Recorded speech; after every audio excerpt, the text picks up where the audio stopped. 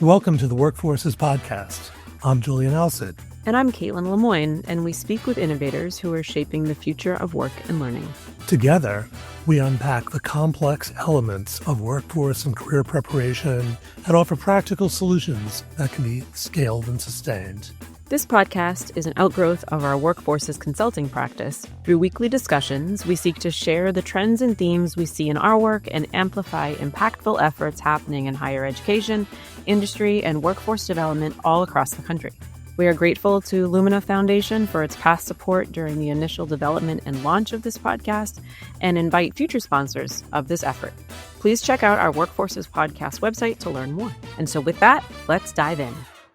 Caitlin, across all of the conversations we have on this podcast and in our consulting work too, there's one challenge that keeps coming up in different forms. Historically, we've built a higher education system in which career readiness is treated as something that comes at the end, a capstone course, a final semester internship, a credential layered on top of everything else. And in doing this, we've essentially been signaling to students, learn first, and then maybe we'll talk about what any of this means for your career. That is so true. And what makes it particularly striking is that the courses where career readiness is most absent are often the very first ones students encounter on their learning journeys. General education and introductory courses are taken by virtually every college student, many in their first year. And while they're almost universal touch point in higher education, they're often not designed with career readiness in mind. Which raises the question our guests today have spent real time trying to answer. What would it actually look like to change that? Not adding on career readiness, but genuinely embedding it, making the case that career readiness can and should happen in gateway courses right from the very start of a student's college experience. And that is exactly what Laura DaVinci and Robert McGuire set out to research and discuss in their new report, The Career Readiness Imperative in Gateway Courses, published through Every Learner Everywhere. To provide a bit of background on our two guests, Laura has been with Every Learner Everywhere since its founding in 2018 and currently serves as its director. She has dedicated her career to improving educational outcomes through innovative technology-enhanced approaches and has led complex grant-funded programs across a wide range of partners and funders, including the Gates Foundation, the U.S. Department of Education, and the National Science Foundation, to name just a few. And Robert brings over 30 years of reporting on education and has worked as an adjunct professor of composition and literary studies. His magazine and newspaper reporting has won multiple national and regional press awards. Through McGuire Editorial and Consulting, which he founded in 2013, Robert works with national nonprofits, colleges and universities, and education technology organizations to produce thought leadership that, as he puts it, is the ungoogleable content that's generally derived from the work people are doing and moves conversations in new directions. Laura and Robert, welcome to Workforces. We are delighted to have you both with us today. Thank you very much. We're delighted to be here. Thank you. So, Laura, to get us started, please tell us a bit more about your background and Every Learner Everywhere, its origins and structure, and what drives the work. I'm the director of Every Learner Everywhere, and as you said in the bio, I come with a background of program development, grant management, and I've always been at the heart of nonprofit and higher education. I'm really committed to seeing students succeed, and with Every Learner, I really could do that at the gateway course level. So as Every Learner Everywhere, we're a network of partner organizations, and our mission is to partner with colleges and universities to harness digital learning technology in ways that drive innovation and improve outcomes for every learner. What makes us a little unusual is that the network structure. So WCT and WICHE, which stands for Western Interstate Commission for Higher Education, serve as our parent organizations. And around that, we've built a network of partners that include groups like Feeding the Dream, the Association of Public and Land-Grant Universities, the Online Learning Consortium, and many more. And each brings deep expertise in a different piece of the puzzle, whether that's pedagogy, technology, research, professional development, and so on. And we bring that collective capacity directly to institutions. So our origins are rooted in a very specific student outcomes problem.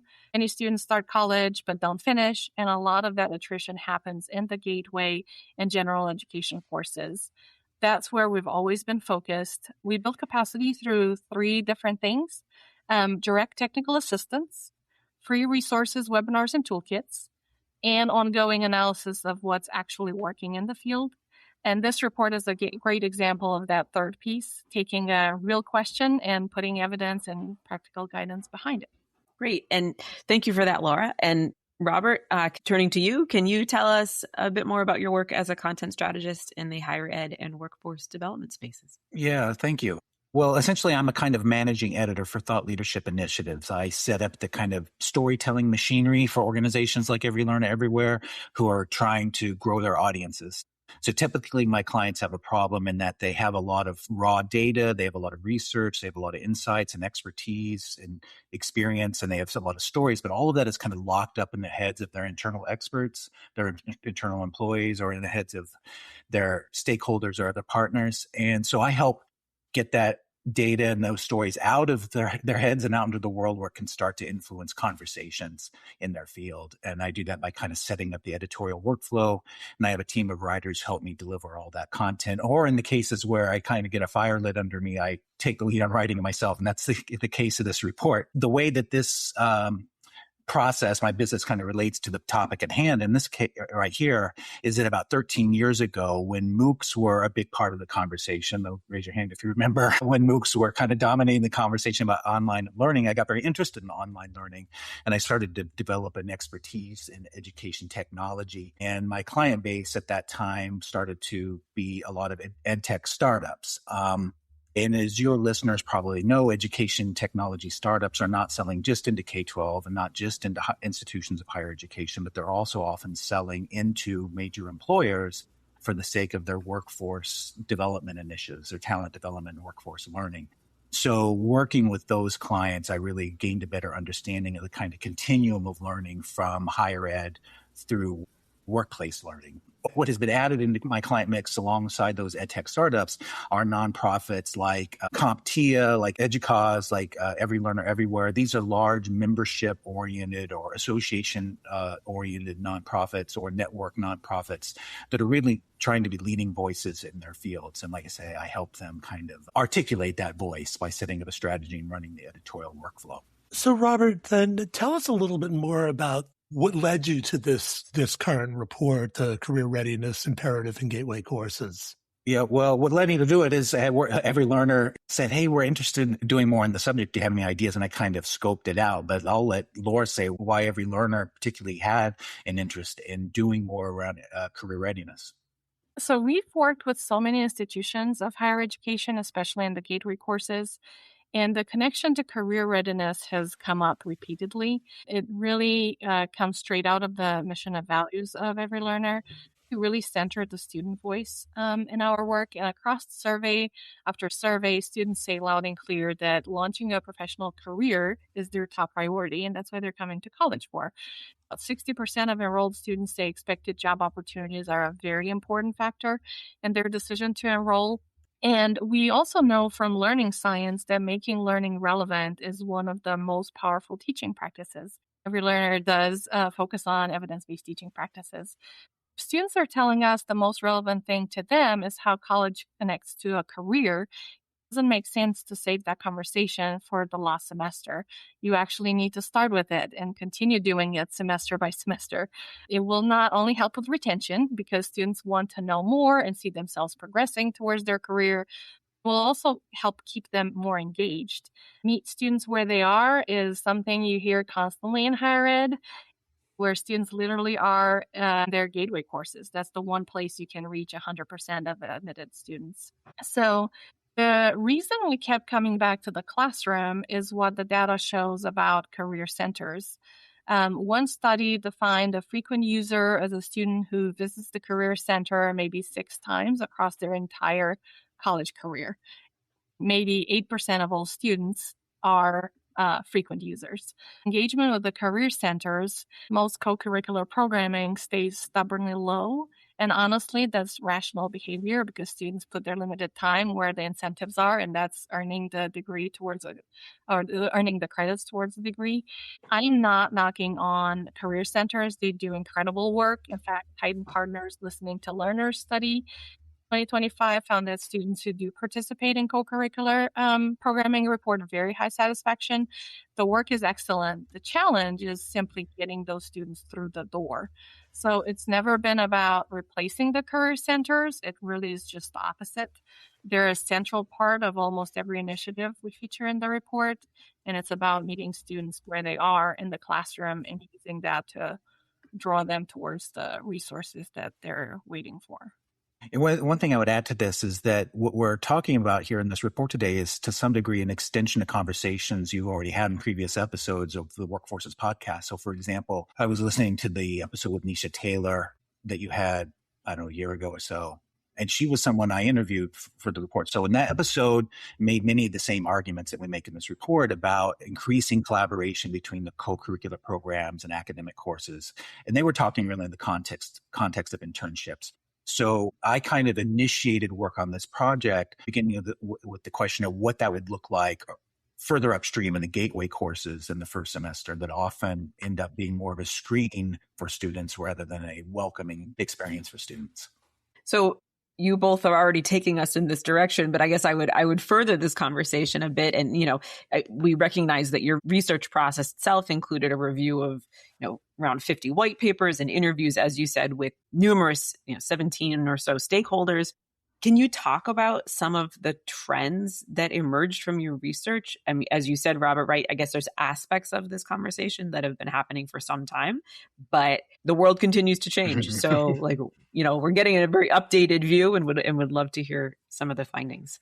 Yeah, well, I guess one major finding is that, in fact, it is a trend. We kind of had this, our antenna tingling that the conversations about career readiness and incorporating it into academic programs was, that the conversation was gaining some volume, so to speak. And so I just went out with an open-minded inquiry. Is that in fact the case? And if so, what does it look like? And so I think I can confirm that that's true, that this is an emerging trend. A growing number of colleges and universities actually do treat career readiness as a strategic priority, and a subset of those increasingly treat gateway courses as an essential part of building career readiness. The report is organized in 3 parts, and part 2 has these 8 high-level trends, and I won't call them all out here.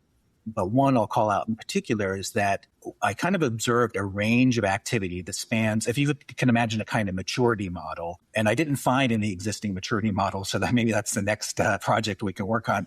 But if you imagine a kind of maturity model, on one end, there are isolated, innovative faculty who are maybe accumulating into a critical mass who are doing this kind of work. And on the other end, there are institution-wide initiatives that involve many offices and stakeholders. And those comprehensive programs often try to scaffold up. So it's not like one heroic course. It's not like this is all in gateway courses. It's like doing what's developmentally appropriate at the right moment. Just like if critical thinking is an objective in the design of your academic program, it's not like you try and jam all of critical thinking into one course. You do what's developmentally appropriate, and there are multiple touch points throughout the 2-year or 4-year program. So it's kind of the more sophisticated programs I talked to, that scaffolding up was a part of their strategy. So I guess the point I'm trying to make is that one of the major findings is that there is a kind of continuum from these isolated, what one of my sources called career curious faculty, who on their own are out there doing things to innovate. And on the other hand, this kind of institution-wide strategies. And I think that continuum kind of speaks to where we are in the conversation about this. So I guess I would say that this conversation is happening a lot, but I wouldn't say it's happening commonly.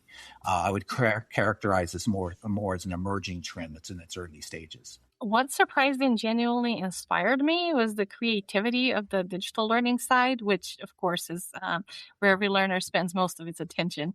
But the lesson I took away is that it isn't about digitizing for its own sake. It's about taking what we already know that works in good teaching and finding the digital tools that let faculty extend it. And because I'm a very practical person and I like real examples, and faculty can do, really take from examples. I have a few. So virtual job and interview simulations, they're often plug and play.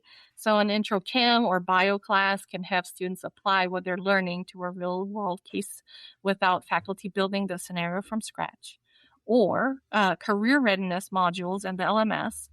We found dozens of examples. A career center builds a menu of short modules, and then faculty pull the ones that fit. And when done deliberately, a student can experience different modules across their 4-semester gen ed sequence. There's also curriculum alignment tools that help academic units surface where career competencies already live inside their syllabi. But my favorite, very simple example was at Indiana University in Indianapolis.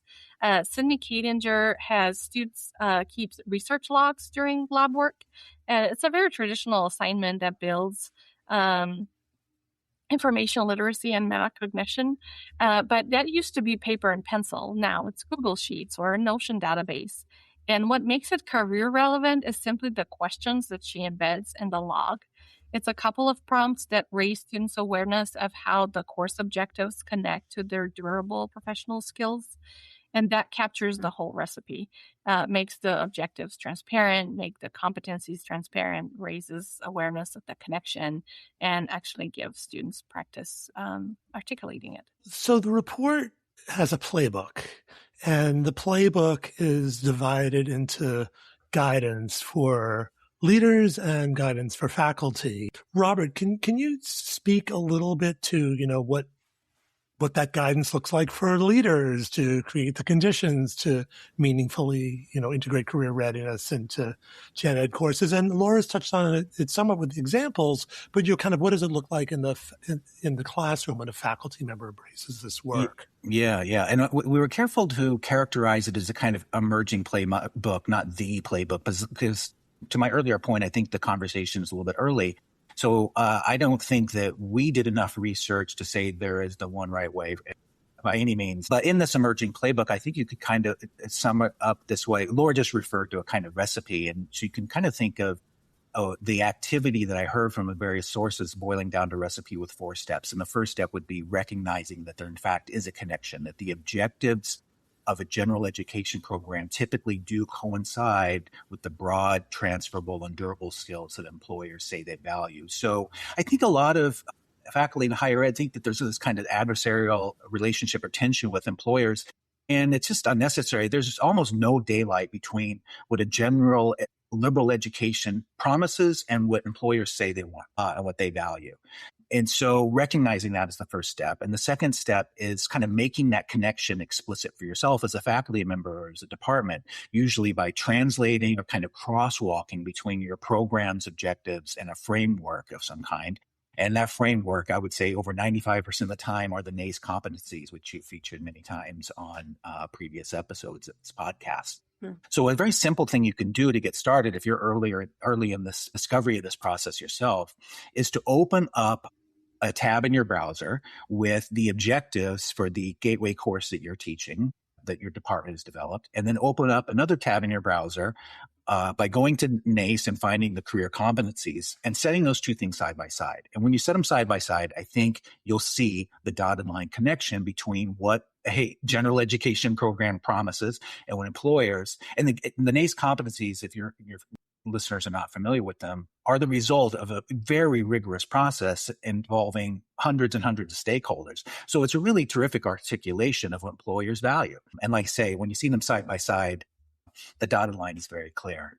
And then the third part of the recipe is making that connection explicit for students by referring to that connection regularly in context. So one thing that every learner has had as a major part of a lot of its professional development program and its advice in general is to make instruction more transparent. This is an evidence-based teaching practice that every learner promotes a lot, that making clear to students the why of a given assignment, starting with the syllabus, right? So here's why we're doing this stuff. So it's become a more common practice for educators in all kinds of courses, gateway or otherwise, to go ahead and just say what the course objectives are in the syllabus and to refer to them on when you're handing an assignment or explaining an assignment or on the assignment sheet itself. Well, a simple thing you can do is to kind of make that bilingual and to have those course objectives and the NACE competencies right there side by side at the same time. So you're kind of constantly referring to both of these and helping students to understand how they're building both a academic identity that's going to serve them well to succeed in their academic programs and developing a professional identity. And then the fourth part of the recipe, I would say, is practice, like giving students an opportunity to articulate that for themselves. And I'll give you one practical specific example. This was from Washington State University, history professor there. And he's doing something that a lot of faculty have done for years, which is using a reflection activity. And if your listeners are not in the classroom or not familiar with this pedagogical practice, a reflection activity is just a simple low stakes moment where students articulate what their working process was, what tools they drew on in order to do a high stakes activity like a research paper or an exam. So at the moment of completing the research paper or the exam, they kind of write a short essay or a kind of letter to the professor about here's how I worked on this, here's what I got out of it, here's what I think I learned, here's how I think I did. And that moment of reflection builds metacognition, which is another evidence-based teaching practice, right? So this has been around for many years. This is not an unfamiliar kind of assignment. But the adaptation that this history professor at Washington State University did was instead of having the students write, and again, this is a traditional history paper.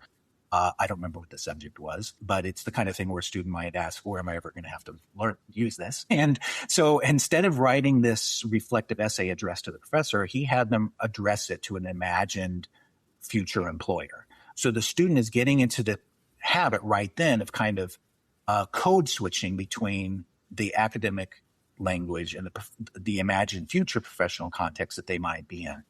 And the key point there is that this is not a challenge to academic integrity. The students are still doing the same traditional paper. They're still doing the same traditional lab report or problem set in calculus. It's not the history department deciding to focus more on building specific technical skills. It doesn't require faculty to become experts in labor market trends. So it's not like this history professor, he's not spending time on ONET.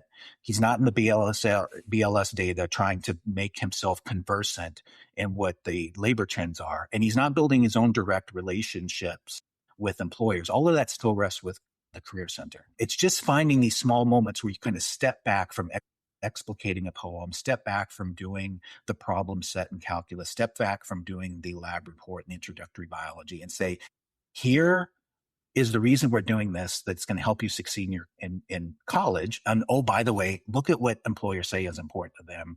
Here is the dotted line. Let's color in the dots on that dotted line connection. And then following that up with creative ways to give opportunities for students to practice that. So while I think, Robert, through these examples, you are illustrating much of what we would ask in our stock question we always ask on this podcast, I'm still going to ask it. So given that the podcast is called Workforces, we are wondering what recommendations do you have for our audience, as faculty or institutional leaders, workforce practitioners, and how they can become forces in making career readiness a reality earlier in a learner's journey in their own institutions. And Laura, Robert, would love to hear both of your perspectives as far as, one or two key takeaways that would help people apply all of these lessons. A theme that emerged in the playbook section of the report is that the programs that are successful are the ones that kind of lower the lift for the faculty by providing a lot of clarity and tools and shared language. So we talked about that crosswalk, for example, where you lay the academic objectives and the competencies from employers side by side. Well, not every faculty member needs to be going out and doing that individually on their own. It's great if they do, but there are templates that exist. And if the institution, through its Center for Teaching and Learning, for example, are able to kind of provide that template and lower the lift for faculty, for departments, that helps a lot.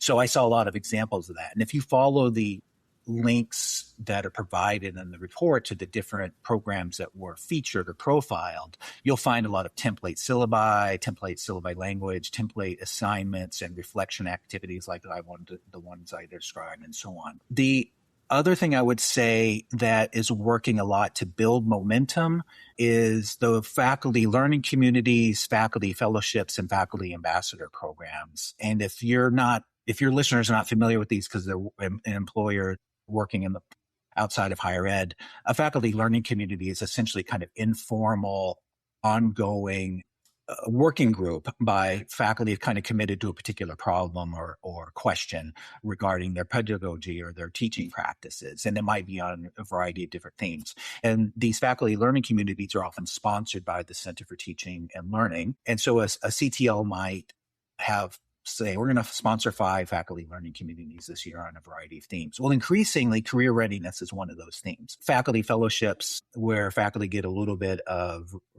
course release and a little bit of stipend to work on a given problem, are increasingly devoted to developing their ability to incorporate career readiness into their programs.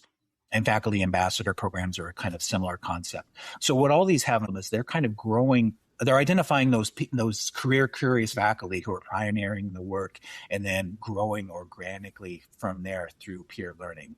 Then the other thing I would say is you should call the question as part of your regular strategy work, wherever that may live. So if the way that decisions actually get done at your institution is through the budgeting process or through the strategic planning process or through the accreditation work, then that's where you should be calling the question if you feel like this is important. It doesn't do any good to, if the reality of how your institution works is through the budgeting process, and over here we're going to design this career readiness initiative. That's not kind of setting up for long-term strategic success.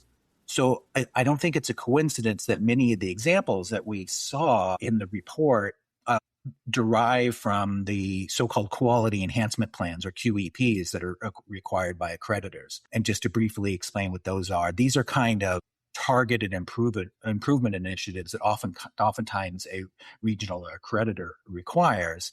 And the institution typically chooses the target of that QEP for themselves. And a number of them in recent years have chosen career readiness as the focus of their QEPs. And so I talked about that continuum of less to more strategically planned. And on the further end of the more strategically planned, they're often situated within that QEP process. The only thing I would add is the same thing I would tell faculty in general if they're trying to improve their teaching, is you don't have to redesign or optimize your entire course to make a real impact to the students. It can be one assignment. It can be one tweak. It can be one added question or one changed question that can really make an impact in the students' lives, because then they start connecting to their future career. And if all of the faculty do this across the 4 years of the student's experience, then it really builds on itself. Right. It feels like so much of this is about the scaffolding provided across a learner's whole experience, right? And the more that can happen across an institution, and so that you're, again, revisiting, Laura, to your point, right? Maybe there's one moment where learners are reflecting on something in one assignment, but for them to experience that again and again and again as they progress through their learning and through their years in higher ed, it seems like that's where it's like, where the true effectiveness lies. So thank you for those examples. It's really helpful to hear how people can practically take these steps away and apply them in their own work. Yeah, the examples are great. I feel like you've done such a great job throughout this conversation, embedding the discussion with examples. So I guess as we wind down, interested to hear how our listeners can learn more about these examples themselves, access the report, and continue to follow your work. There's a few really easy ways to do this. So listeners can start with the resource library on our website, everylearnereverywhere.org. This report and all of our reports are completely free to download. They're published under Creative Commons license. If you want inspiration, visit our blog. It's shorter form than the reports and more narrative driven, but it has a lot of examples of faculty doing innovative work with digital learning. We have webinars, so our digital learning workshop series runs throughout the year with every session recorded and available free on demand. So if you already missed some of the webinars, you can go back and check them out. We have a new course catalog. We have 10 low-cost, self-paced professional learning courses like AI for digital learning design or authentic assessment with AI, digital literacies, and so on at courses.everywhere.org. Listeners can subscribe to our newsletter, and it's the best way to keep up with the new reports and new faculty development programs or upcoming webinars. And lastly, I would say come say hi to one of us at our next conference that you're at. We try to stay active, presenting our research and staying in the conversation about digital learning. So we are presenting somewhere. Well, yeah, that's fantastic. And just want to thank you both so much for taking the time to talk with us today. And, we do look forward to following this work and to meeting in person sometime. Thank you very much. Thank you for joining us. We hope you enjoyed today's conversation and appreciate you tuning in to Workforces. Thank you to our listeners and guests for their ongoing support, and a special thanks to our producer, Dustin Ramsdell. If you're interested in sponsoring the podcast or want to check out more episodes, please visit workforces.info/podcast. You can also find Workforces wherever you regularly listen to your favorite podcasts. If you enjoyed this episode, please subscribe, like, and share it with your colleagues and friends. And if you're interested in learning more about Workforces Consulting, please visit workforces.info/consulting for more details about our multi-service practice.